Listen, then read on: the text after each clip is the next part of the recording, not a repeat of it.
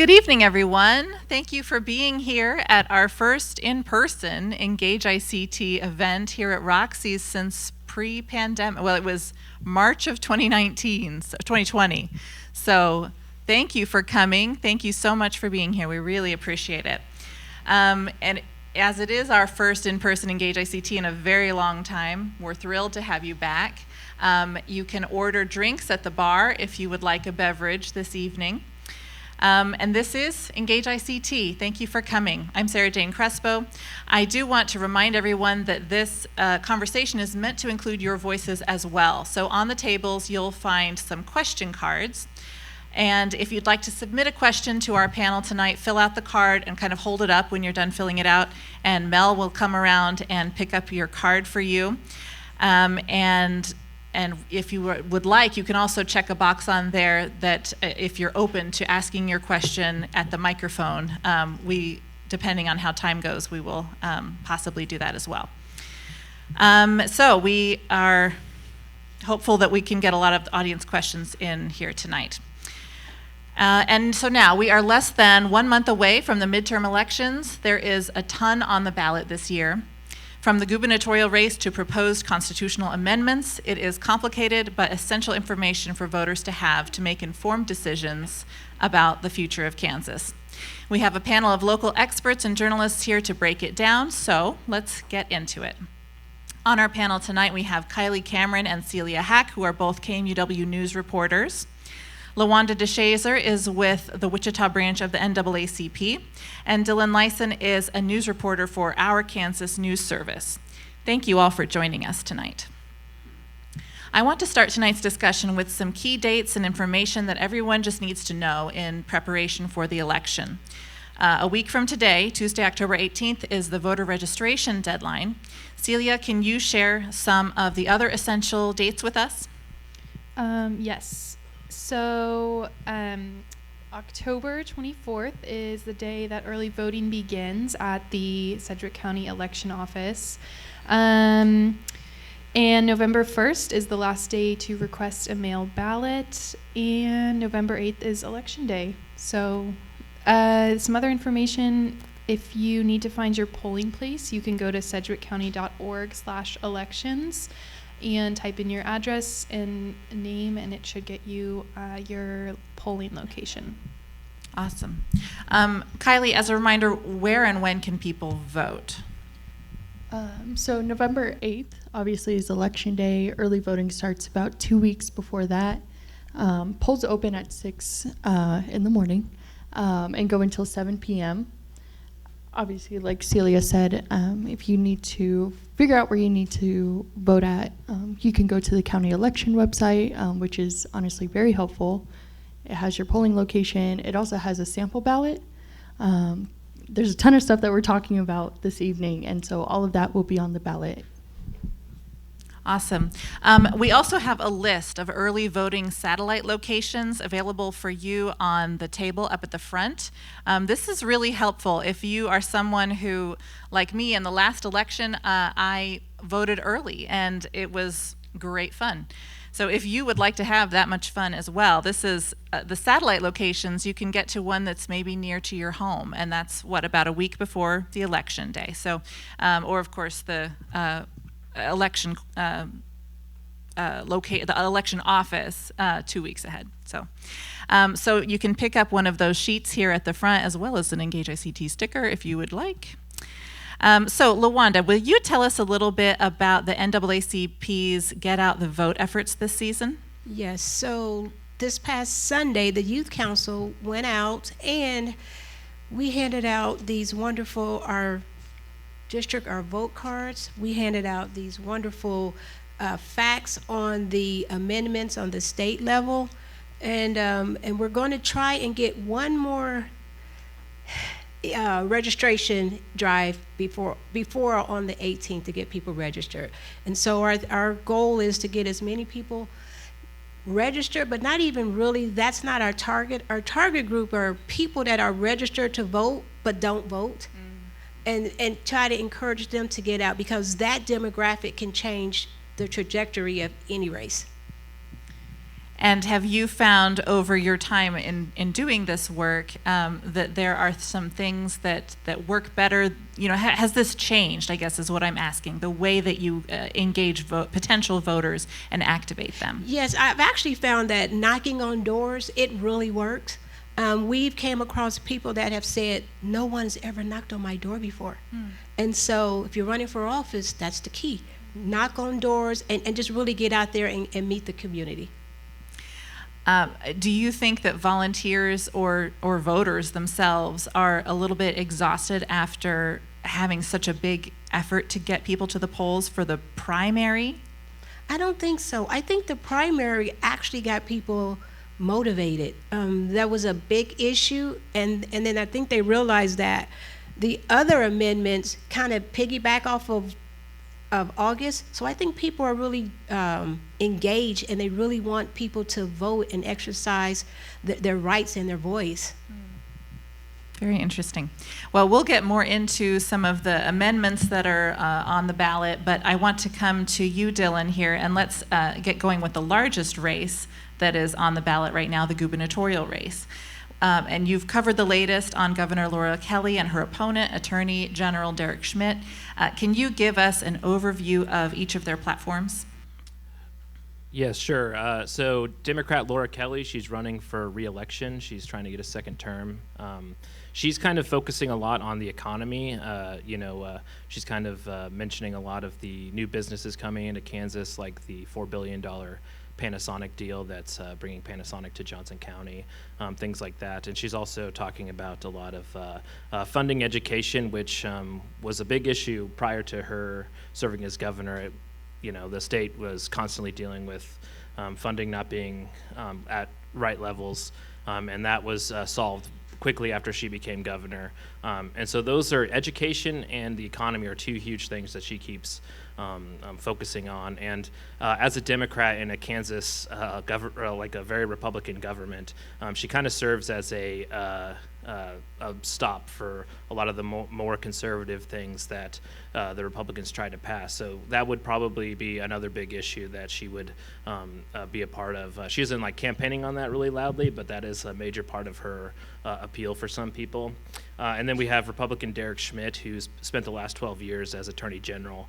And he's trying to unseat her. He's focusing a lot of national issues, specifically the economy, while Kelly's kind of mentioning, a solid Kansas economy with the lowest labor shortage, the lowest unemployment rate in state history. He's kind of focusing on inflation, how it's the rate of inflation nationwide is rising quickly, and he thinks Kelly is a big problem for that. So he wants to address that. I think a lot of that will become with tax cuts, and he also wants to pass a lot of those bills that Laura Kelly vetoed, like a bill that would ban transgender girls from participating in girls and women's sports. So a lot of those things that were vetoed are things that he wants to pass, and he also wants to increase, SRO officers in schools and things like that. So they're kind of ideologically different, even though Kelly tries to present herself as a middle of the road candidate. But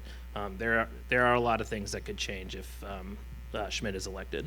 And the SRO officers, that's essentially police officers in schools as a deterrent for violence. Correct. Those are he wants to raise funding to help schools put more police in schools, while Kelly had a commission. Shortly after the murder of George Floyd, she put a commission together to look into policing policies and things like that. And one of the recommendations was to look for alternatives to SROs. And he's going the opposite way and wants to increase it. From your reporting, do you feel like there are one or two of these different issues that people are the most kind of interested in, or that get people the most engaged? Right. Well, in Kansas, historically, the economy is number one, and recent polling suggests that's the case as well. There was a KSN in the Hill poll conducted by Emerson College that showed, I think it was like 46 or 48% of respondents said the economy is the number one issue.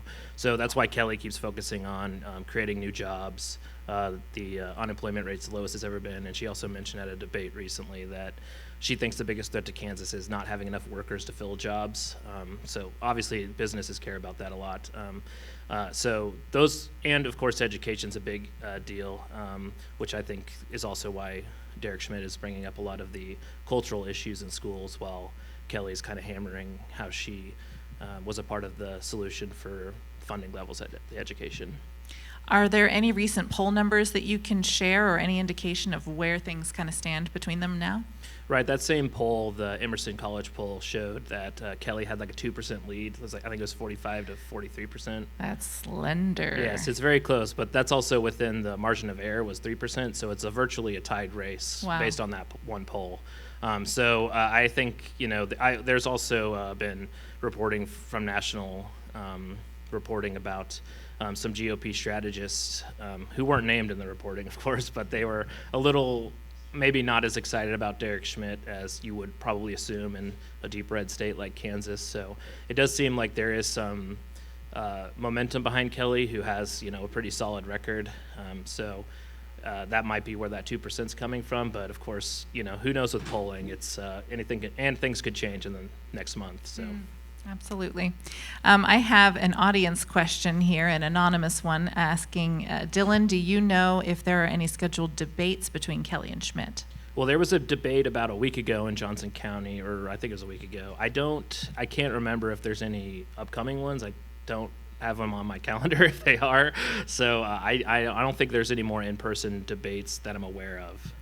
Is it relatively easy for people to go back and watch a debate that happened? Where would they go to look for the one that you mentioned? The one that happened about a week ago, that was in Johnson County, and the Kansas City PBS station hosted it. It was on air there, but they have it also on their Facebook account. So if you look up Kansas City PBS, it's on their Facebook page there.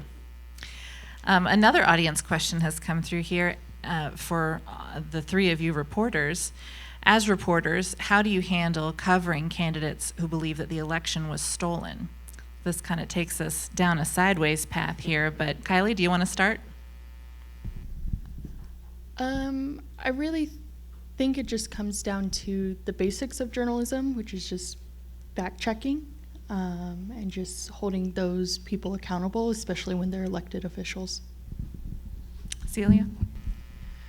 I've mostly covered local elections, city and county, and this has not been a significant topic of conversation that I've noticed amongst local officials, not to say that it isn't amongst state and federal representatives. So I haven't spent too much time talking with my editor about this conversation, but that's not to say that we shouldn't, and that it's not something that's important.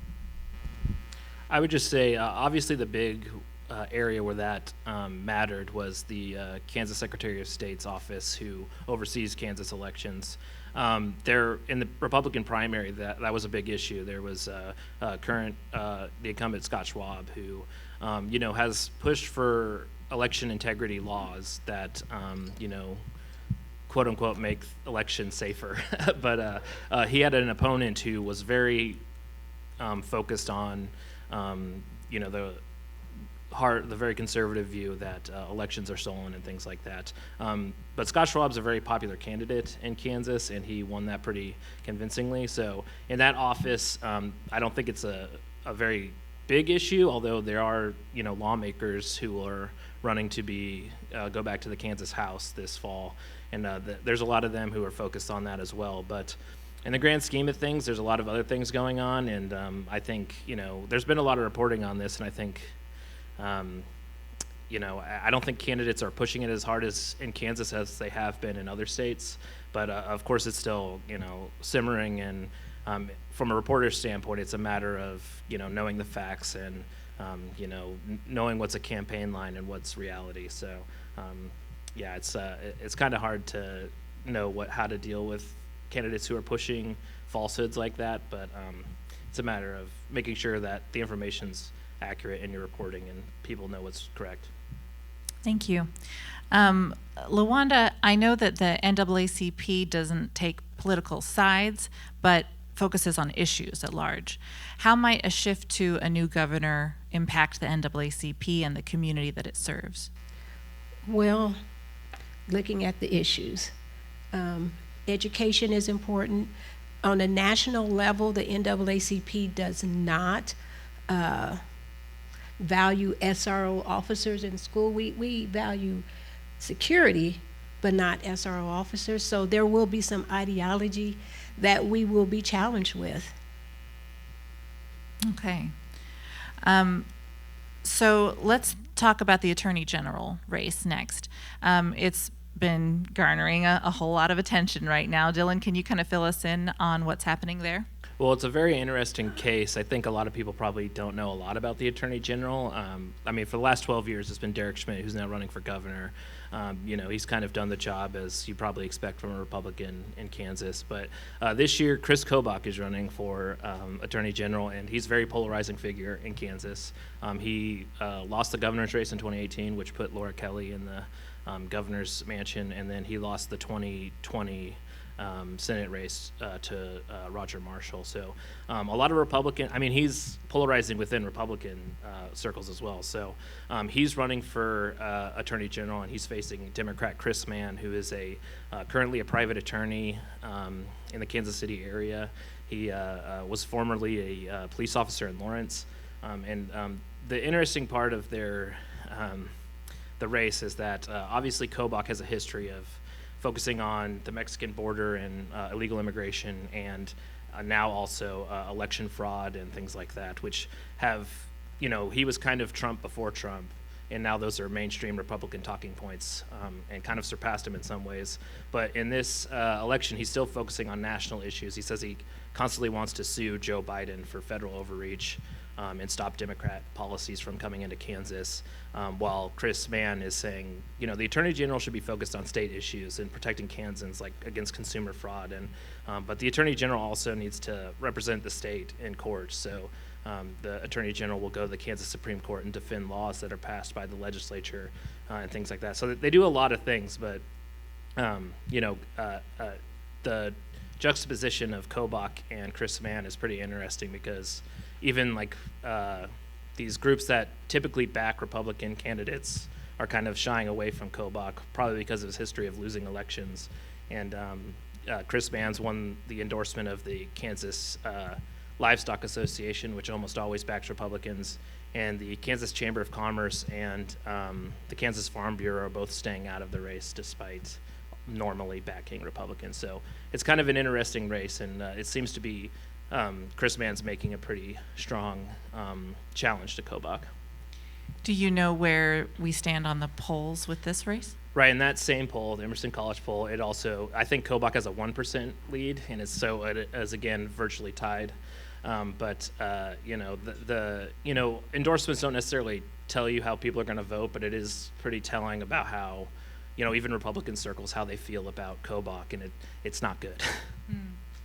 Go ahead. So I just wanted to say, I forgot to go.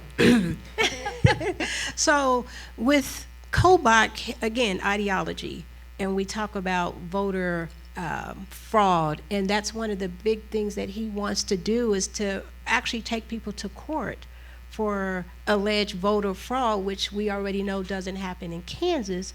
And we know that there are already passed some measures on the state level that if you go register people, you can't register more than 10, and all these restrictions. And so if Kobach is elected, I think it will be even more harmful to our election processes. And so that's why we have to really look at issues and what people stand for, so that we make sure that, if nothing else, we protect the vote. And if we have the top cop that's saying, I'm taking people to court, we need to really think about that.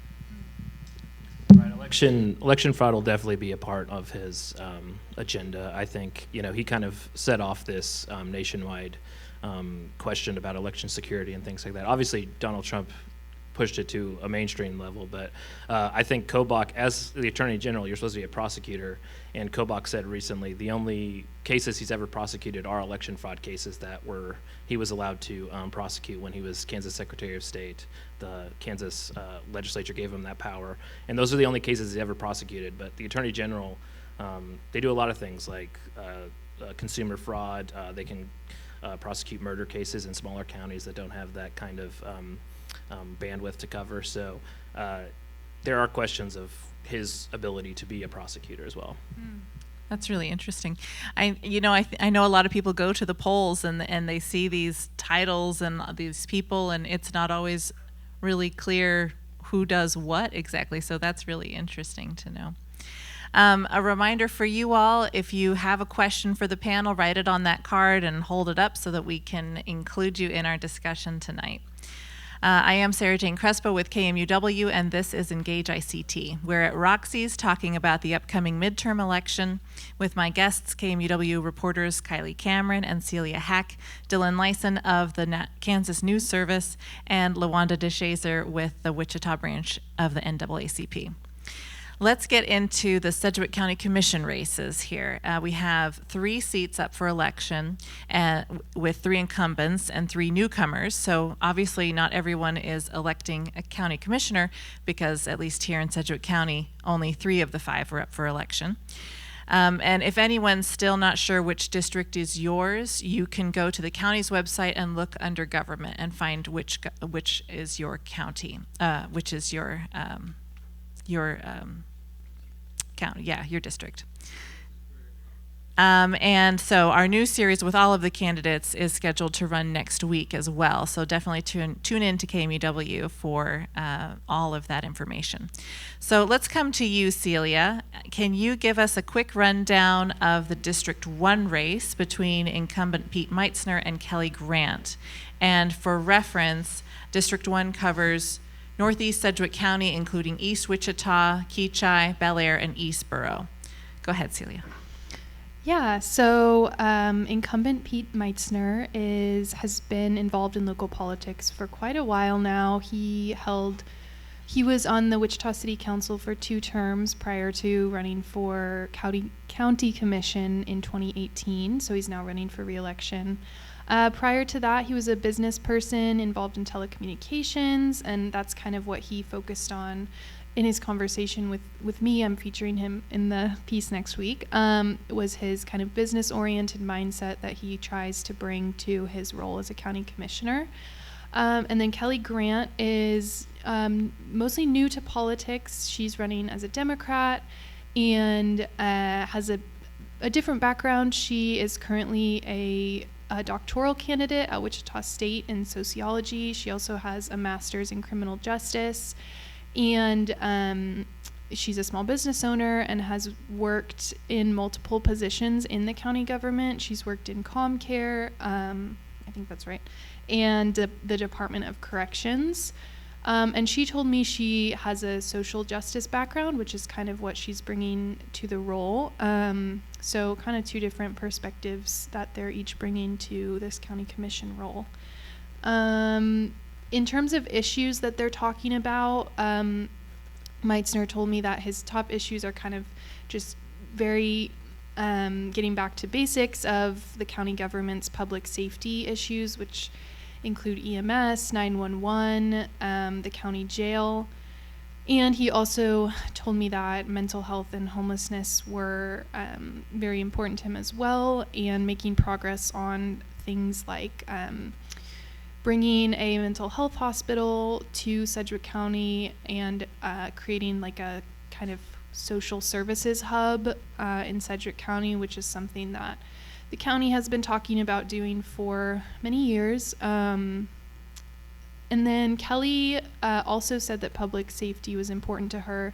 She talked about how important she thinks staffing is for public safety issues. So she really wants to improve staffing levels at ComCare, the jail, corrections.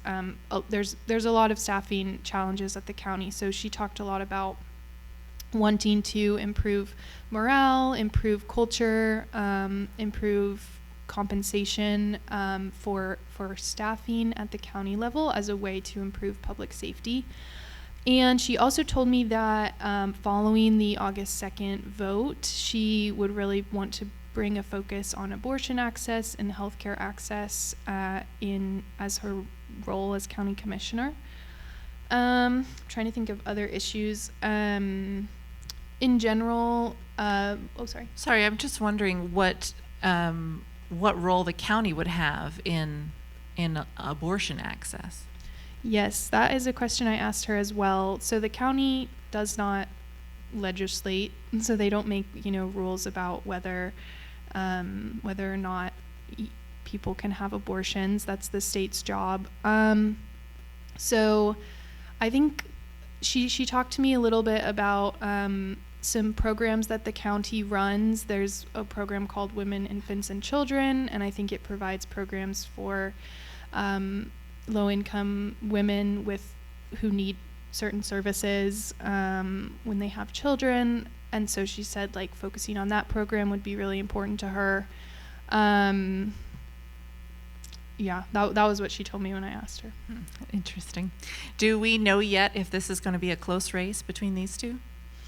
No, I haven't seen any polling outside of my driving around my neighborhood in Colorado Heights. And how seeing about yard signs? What do we think given yard signs? I don't know if that would be very accurate. No, probably not.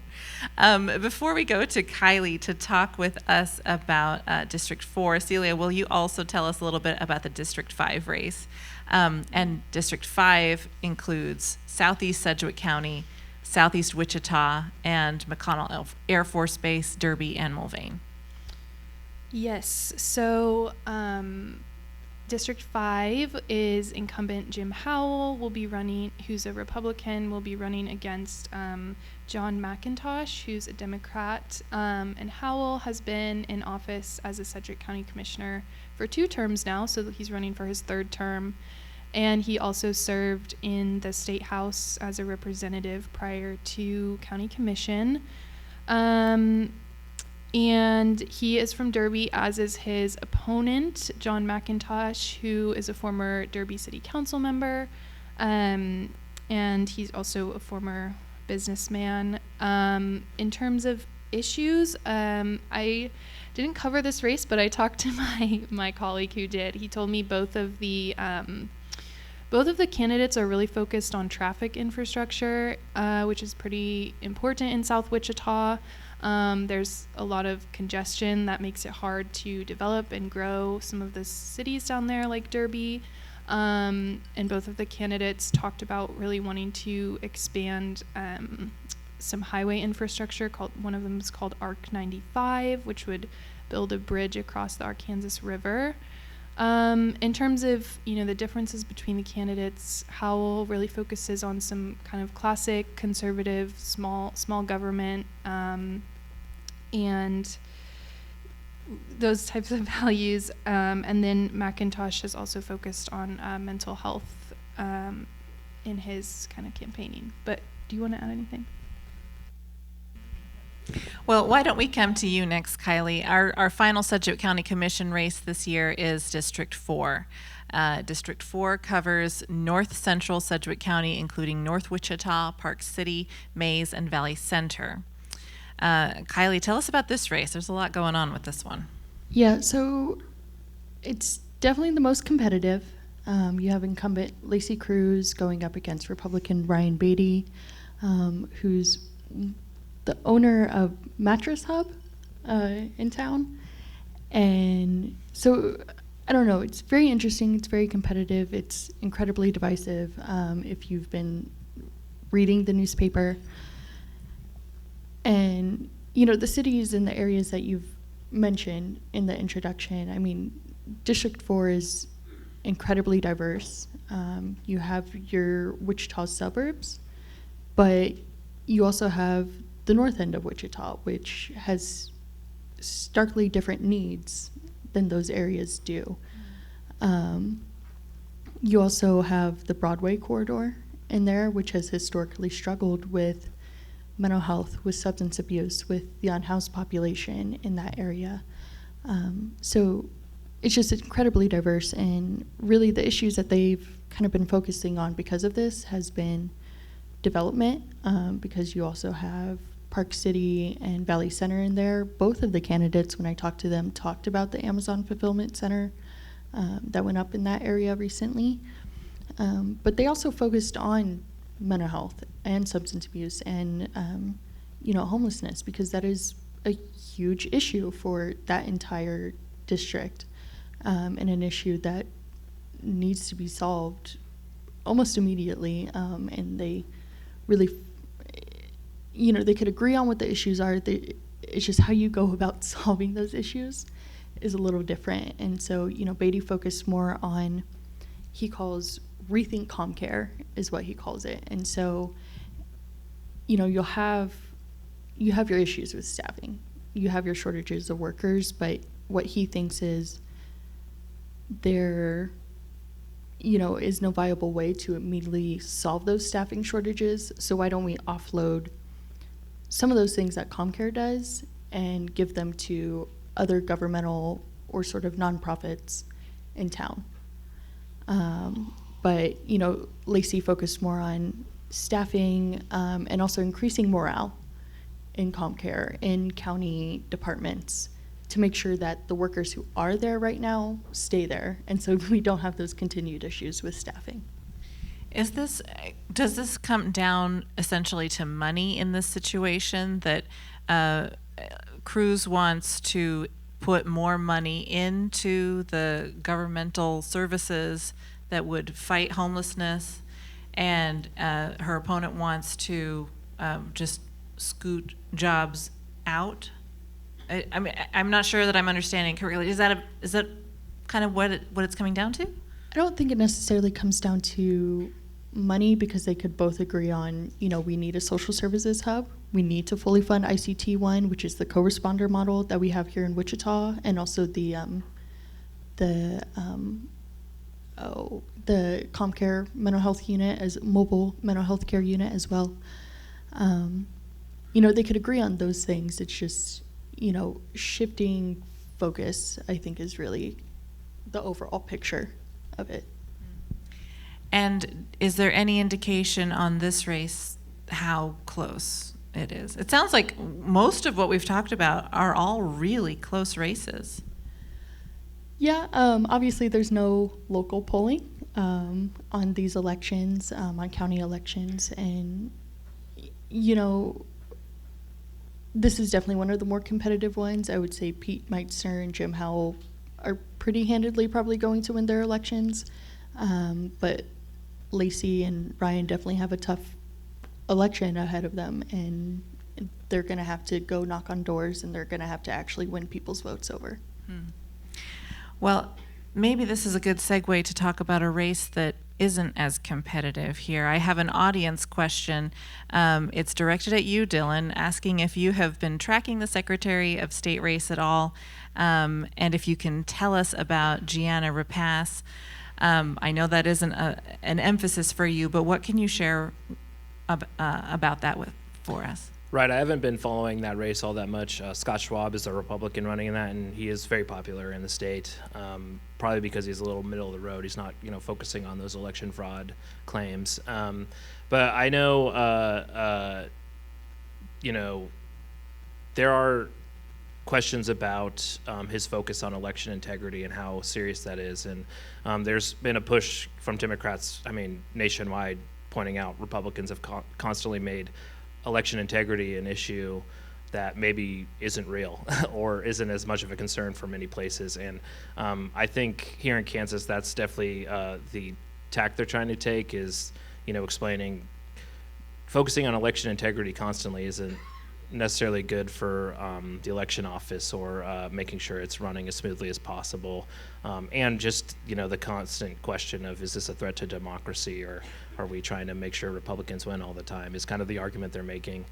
So that's like all basic stuff. You see that even on Fox News every day. So I don't know the ins and outs of that race particularly, but that's the general idea of it, I think.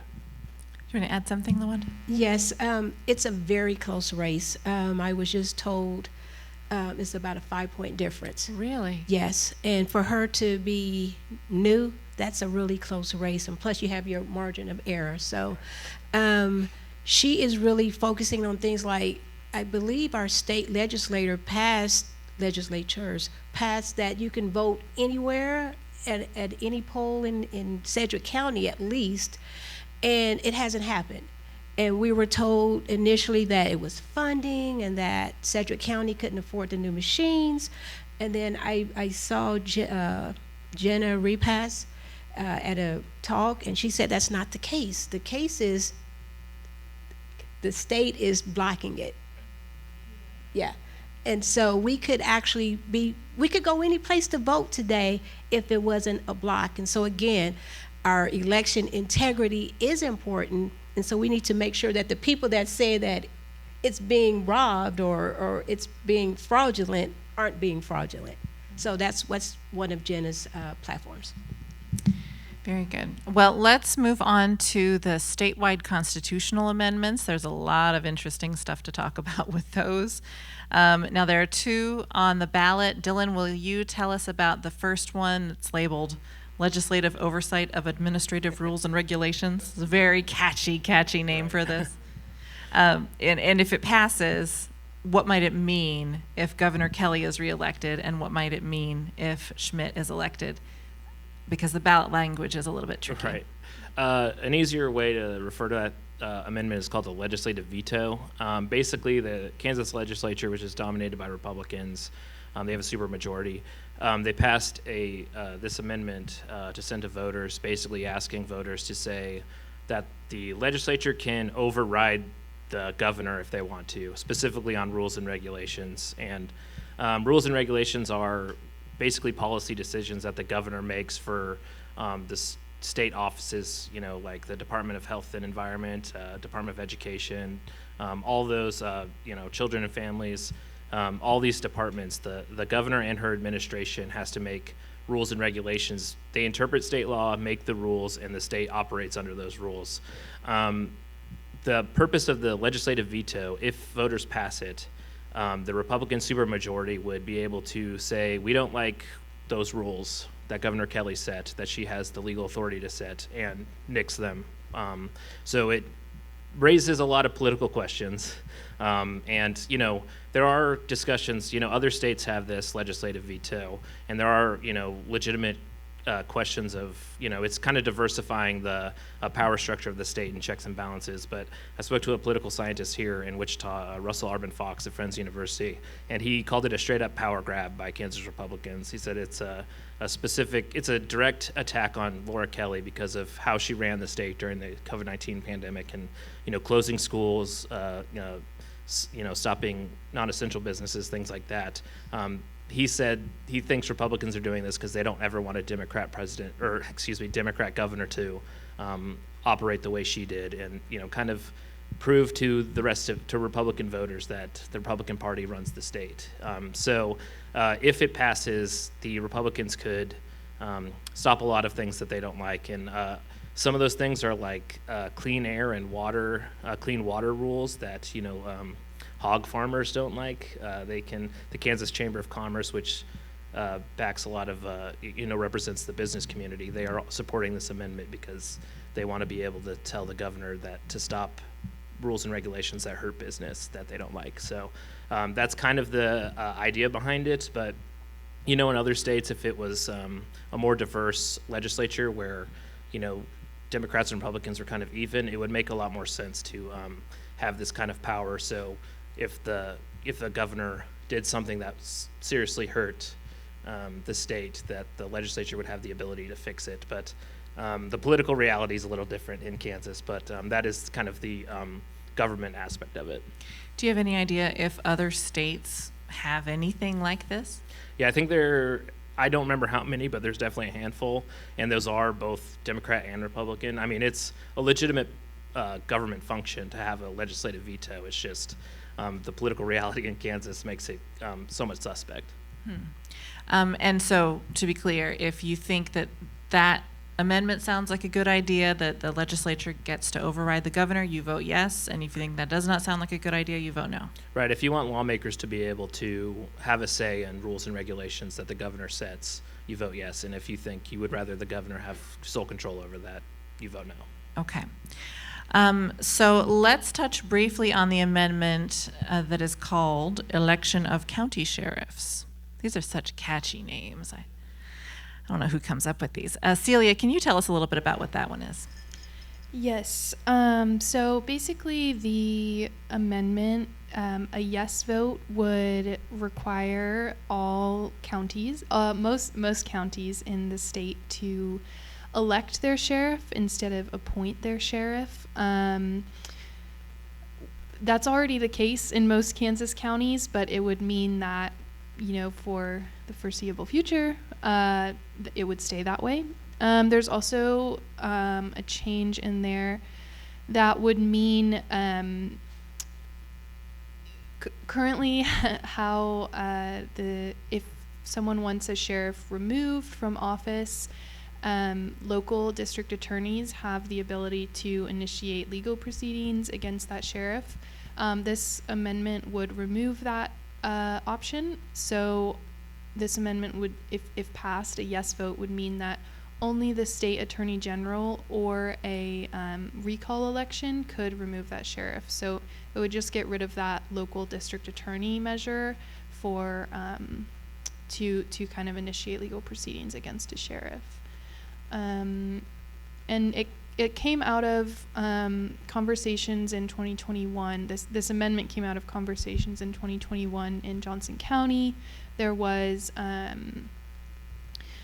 the sheriff there has been in a lot of headlines lately for investigating election fraud, and someone, I'm not sure who, mentioned moving to an appointment system instead of an election system for those sheriffs. And in response, the legislature wanted to pass this amendment to potentially lock in an election system for sheriffs for the foreseeable future.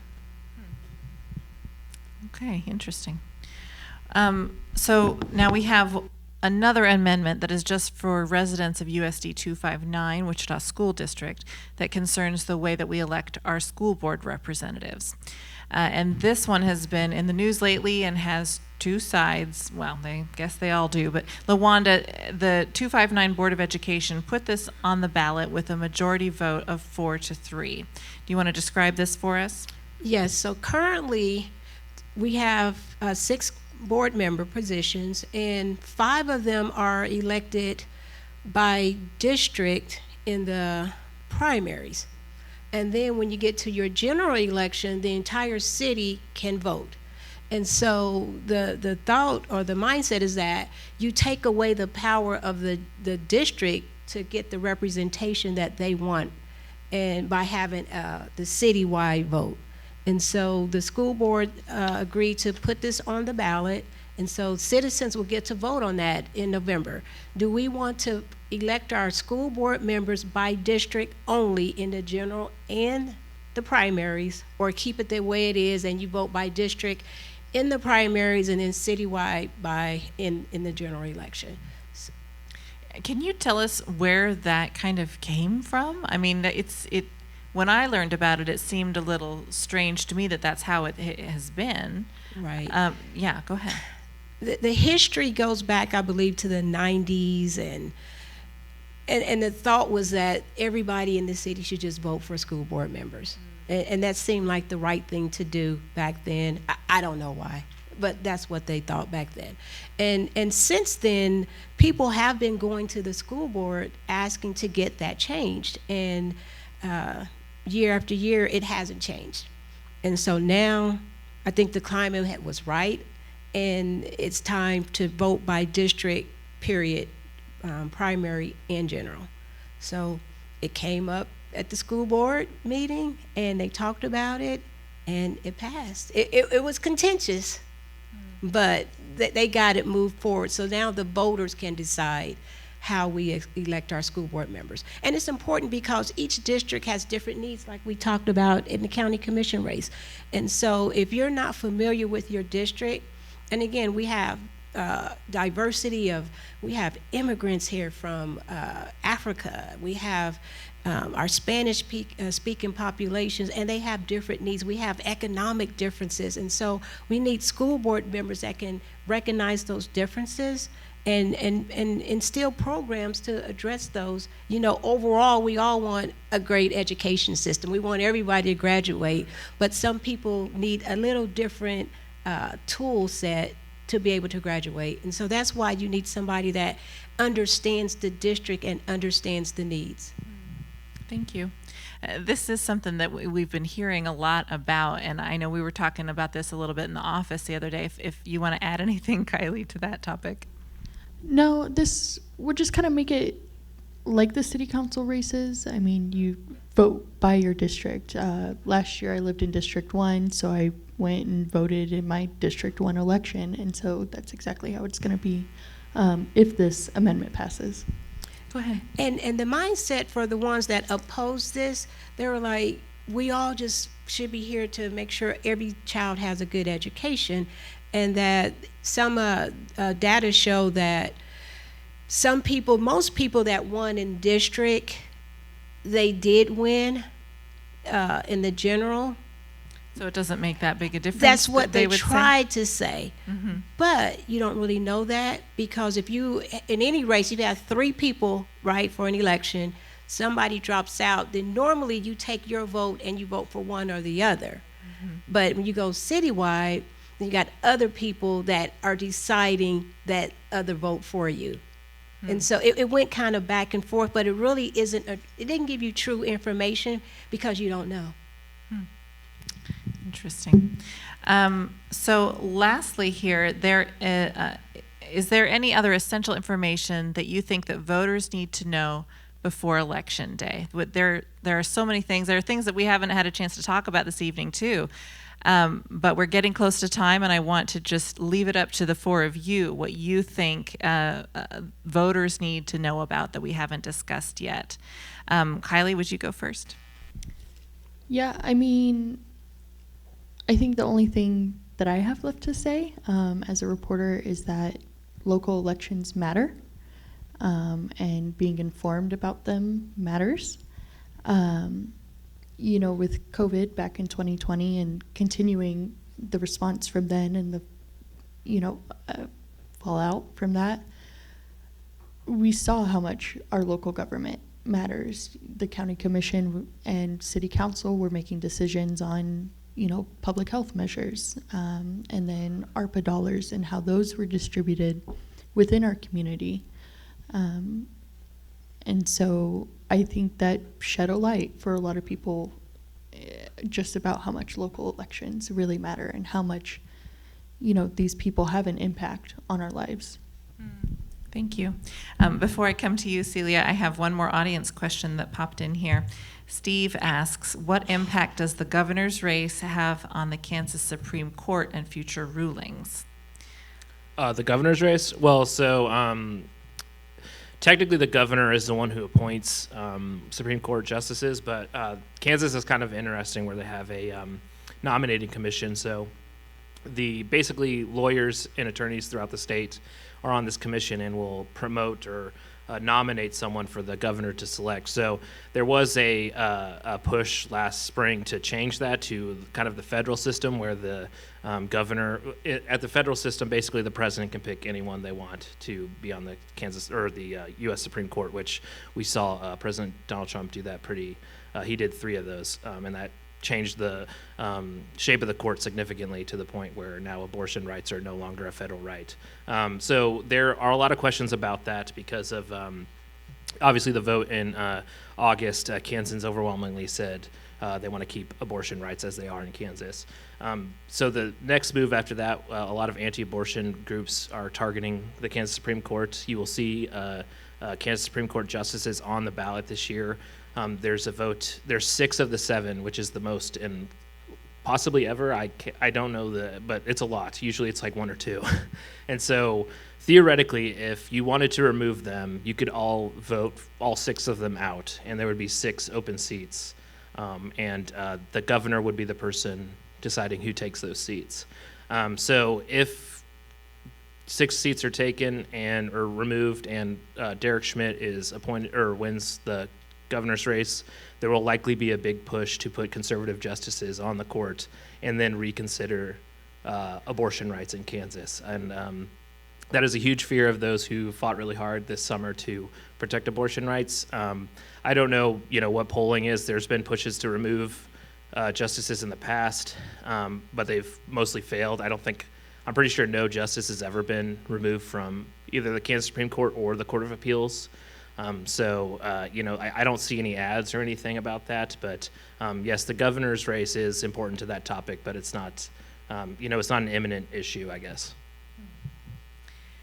Did you want to add something about that, LaWanda? You looked like you wanted to. Just going to say that those judgeship positions are really important, and if you just look at it, if it goes totally one way, we have Kobach and Swap, Derek, in those leadership positions, and then we are heavily that same mindset in our state legislature, it could really change everything. You have the top cop that could take you to court. You have the governor, and so we just really have to pay attention to those, because had we had different judges in those seats, a lot of things would have been different in Kansas already. Right, I'll also add the 7 justices in Kansas, even though Kansas is a deep red state, I think 5 of the 7 were appointed by Democratic governors, which I think maybe you wouldn't necessarily assume in Kansas, but there is a push to remove, only I think 3 of the current justices were a part of that 2019 ruling that said abortion rights in Kansas it was similar to Roe v. Wade before that was overturned at the federal level. So, but there are, I think only one of the 6 who is up for election or retention this year, Caleb Stegall. He was the only person to not agree that abortion rights in Kansas exist. So he could also be removed, a part of that. So, but yeah, I talked earlier about the Attorney General. Part of their job is defending the laws the state passes, and that's speaking to the justices at the Supreme Court. So if they have a more conservative court, a lot of those laws that have been struck down, like education funding over the last 10 years, they would probably get through similar to what Republicans want. So there is a pretty significant outcome if that were to happen. All right, let's get back to our last essential information that voters might like to know about. Celia, what would you like to share? I was going to point out the judges. All right. So, you want to add anything to this topic? No, I don't think so. Sorry. Well, that's okay. We got to it, so that's good.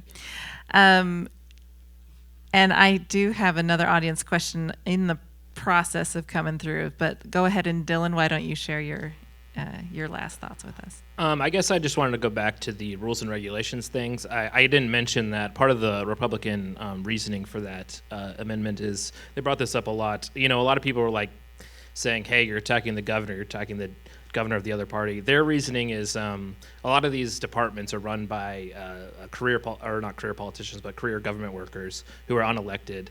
So there could be someone working in the Department of Education their whole career, and they are making decisions that affect people's lives every day. And so their argument is, these are unelected people who are making decisions that affect your life, but you should they're asking you to put the decision-making back into the hands of people who are elected, basically. So I just want to make sure that was clear, because I kind of forgot to mention that, but I think it's pretty important to understand where that thought process came from. Thank you. LaWanda, what about you? I would like people to really look at the issues. It's so easy to just mark Democrat, down ticket, Republican, down ticket. Let's really look at the issues, and I think if we do that, I think any reasonable person, anybody with sensible common sense will vote the best interest for the people in the state of Kansas. So please really look at the issues and do what's best for the citizens here in our city, our county, and our state. Thank you very much. I do want to get this last audience question in here before we wrap up. So, are there any concerns regarding the safety of local officials and poll workers at the poll locations as there are in other areas of the country? Is this something that any of you have heard about? Yeah, that's a good question. I haven't heard anything about that from our local Sedgwick County election commissioner. I've heard that they're desperately in need of poll workers, which after that question might not sound so appealing, but I have not heard any announcements about that from our election commissioner. That's probably a good thing then. And we do plan to feature a conversation with a poll worker for an Engage ICT mini conversation that we'll have in the next couple of weeks. So we'll chat with one of them as well. But I think we will wrap it up there. Thank you all so much for such an informative discussion. And as a reminder, before we wrap up, voter registration ends a week from today, Tuesday, October 18th, and the general election is on November 8th. I'm Sarah Jane Crespo. Thanks for joining us. Please follow us on Facebook and Twitter, and tell your friends and family that they can watch this conversation on our website, kmuw.org. And as I mentioned earlier, our newsroom series on the county commission candidates is set to run next week, and you can find Dylan's story on the AG race on our elections page. Also plenty on the governor's race, along with stories on the congressional seats and state house. You can find more at our elections page at kmuw.org. Most importantly, please vote and please learn as much as you can before you do. We also have election information in Spanish on our website as part of our new Spanish language weekly news podcast called Radio Real. Thank you for joining us for Engage ICT Midterm Election Rundown, and good night.